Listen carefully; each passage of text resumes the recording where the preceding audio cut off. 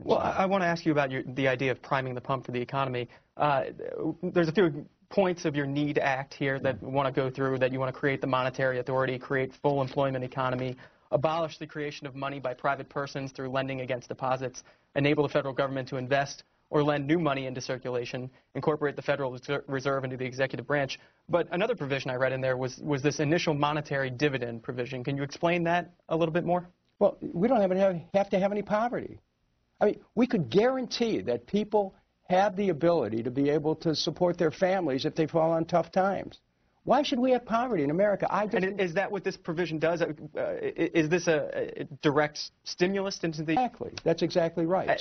To what number? I mean, how much money are we talking about? For whatever we need. That's the point. We have control over this, and it's whatever we need. We have an unlimited... Wouldn't Republicans say that the government's just going to ask for whatever you'll be willing to give? Oh, no. I mean, there's obviously management. There has to be a monetary authority that just, you know, today you want to decide how much money should go into the economy, but what does it go for is the question. And so there would be a way of managing it, but guess what? Instead of, and I think the Republicans are concerned about this, instead of looking at a central bank, which is a rule and a law unto itself, which doesn't really have a connection to the practical aspirations of people. You know, when the Federal Reserve was created, this was supposed to have something to do with having a moderating effect, at least an encouraging effect, to create jobs. Hasn't done that. And what the Fed's famous for is looking the other way while the banks were pyramiding their assets and exposing the American economy to the kind of precipitous drop it took at the end of 2008. Concerned about political influence on the central bank? This is from the Financial Times today. Republicans warn the central bank on stimulus, that they sent a letter over to the Fed essentially warning them not to do another stimulus. Well, look, I look at that as episodic as compared to what I'm proposing, which is a broad change that would finally regain control of our country from Wall Street and the banks. This is really a question of a democracy. You cannot have a political democracy if you don't have an economic democracy. And with poverty growing in America, with more Americans going to bed hungry, with more Americans losing their jobs, with more Americans losing their homes, with retirement security in jeopardy for so many Americans, we have to get control of the levers of monetary power in order for us to be able to move the economy forward in the interests of the American people. But when we have China outpacing us in the creation of new high-tech jobs, when we have to go to other countries to borrow money to be able to economy going, something's wrong here. And my bill that I put in, it's H.R. 2990, the NEED Act, is a dramatic step in a direction to finally get control of our economy and be in a position where we can help incentivize jobs in the private sector. You know, I'm not for the government usurping the potential of the private sector. I want to see the government be the incubator of jobs. I want to see the government provide capital so that the private sector can go. This is what this hearing is about today, Solyndra. Does the government have a role at all in helping to incentivize growth in the economy? I think there is. Do we have an obligation to monitor how the money is spent? Absolutely. Jim is a Republican from Valencia, California. Jim, good morning. Yes, good morning. Good morning, Mr. Kucinich. Morning. And my comment first is it's obvious to me that majority of Republican leaders such as Jim DeMint, Eric Cantor, Mitch McConnell, and also John Boehner truly hates our president. Most Americans can see that. But I wanted to ask about Congressman Joe Walsh. And the question is, would you please, sir, would you please pimp slap him for me? Thank you. All right, we'll move on to Eldon on the Democratic line from Detroit, Michigan. Eldon, good morning. Good morning. Good morning, Dennis. Hi. Thanks for being there for us. I'm right with you on everything. Doesn't seem like Republicans and Democrats are on the same page as far as putting this country back to work.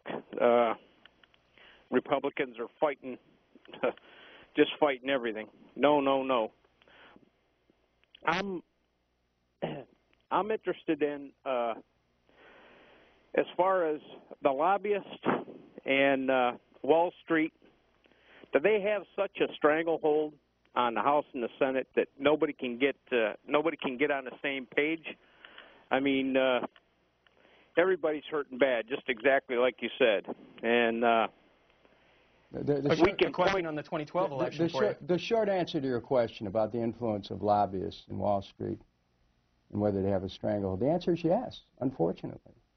I mean, in today's news, I think in the previous program on C-SPAN, the C-SPAN went down the list of all of the corporations who have made contributions that would conceivably affect the work of the so-called super committee. Look, it ends up being a lobbyist carnival. Unfortunately, let me give you an example. When China trade was being passed, John, you know, for you basketball fans out there, imagine 5 players to 1. You had 5 lobbyists. I think that's what it was. I think it was like 5 lobbyists, every member of the House. Giving a full court press? Well, how could you? Hello? How could you? I had to fight through a thicket of lobbyists just to be able to walk up the steps of the Capitol to be able to vote. And it was like Gucci Gulch gone wild. And so we have a country that the gentleman from Greenville called in about 10 minutes ago. He's right. We have to have public financing. Otherwise, we'll never control our government. We need to end this system of pay-to-play. We need to end the system where decisions go often to the highest contributor, or the interest which contributes the most. We got to take back our country. Well, David's an independent from Atlanta, California. David, good morning. Good morning, C-SPAN. My question is, I'm a current watcher, and I keep hearing economy, but I think I'm missing the point. The root word of economy is eco. It's something that's self-sustaining. Think about a lake. A lake needs certain things in order to survive, and the fish are in it. Now, as a country, we need to be self-sufficient. It's primarily basic. Make what we buy what we make.